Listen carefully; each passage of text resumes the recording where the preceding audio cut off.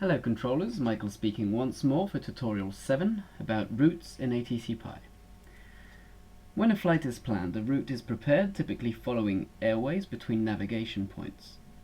IFR flights are issued a route before startup in their initial clearance delivery, which must be read back. Routes are then usually modified in the flight along the way on ATC's decision or approval of pilots' requests.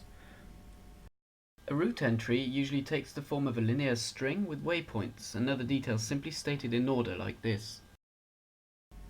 This example route from Algiers to Annaba, Algeria, follows an eastward path, first along a standard departure to fixed point Babor, then along Alpha 31 to the Charlie Sierra Oscar VOR, and finally proceeding direct to the destination Annaba. ATC-pie's strip and flight plan detail sheets have a route field you can fill with everything between the two end airports. For instance, our example route would be written on this new strip as demonstrated here. Departure airport Algiers. I'll type the code for Algiers in this box here. And arrival Annaba. I'm demonstrating how to search an airport by name. And the rest of the string with the en route specification is placed in the route box. The fun thing is, strips and flight plans with recognized departure and arrival fields enable ATC-pie's route parsing and analysis feature. You can open the route view dialog to check the analysis and see its path plotted on a world map.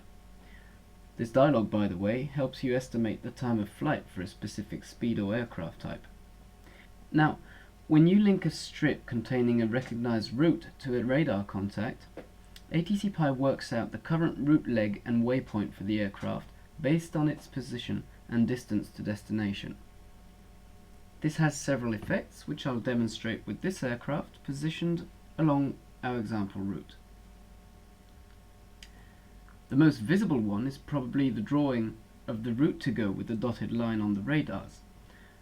The second line on the strip is reduced to the remainder of the route. The contact information box contains the next waypoint and the heading to it from the current position. The selection information pane displays details on the route, like current leg and waypoint. Any modification of the departure, arrival or route details will of course update all of these in real time. But there is a nice and convenient way to change a route's waypoints from the radar screen directly. If you shift-click on a visible nav point while a past route exists in the current selection, you will be adding it to the strip's route. Unless it is already part of it, then it will be removed. When adding, the point is inserted where it most makes sense, that is, so that distances to the final destination decrease with consecutive route points.